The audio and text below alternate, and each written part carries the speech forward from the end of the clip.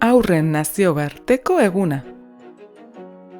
Haurren nazioarteko eguna ospatzeko haurren eskubideen hitzarmenaren hainbat artikulu aukeratu ditugu, ezagutu ditzazuen.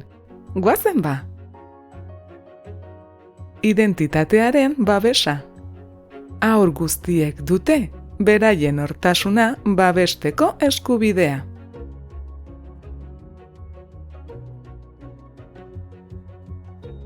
Gurasoengandik ez banatzea.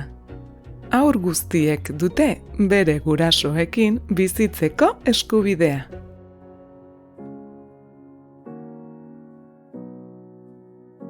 Haurren iritzia.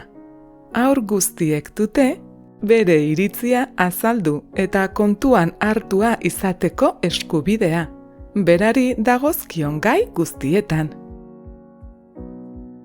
Adierazpen askatasuna.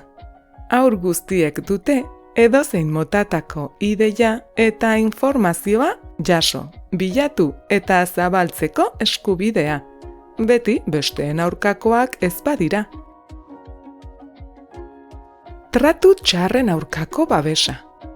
Haur guztiek dute tratu txarretik babestuta egoteko eskubidea, eta hala bermatu behar du estatuak. Haur errefuxiatuak. Haur guztiek dute arrazoi humanitarioengatik bizitokitik ihes egin behar dutenek errefuxiatu estatutua lortzeko eskubidea. Osasuna eta hezkuntza. Haur guztiek dute osasun zerbitzuak izateko, medikua eta sendagaiak, eta hezkuntzarako eskubidea. Aisialdia eta jolasak.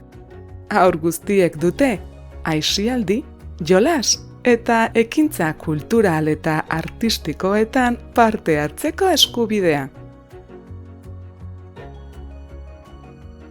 Hauek eskubide gutxi batzuk, baino ez dira. Hitzarmenak artikulu asko gehiago ditu.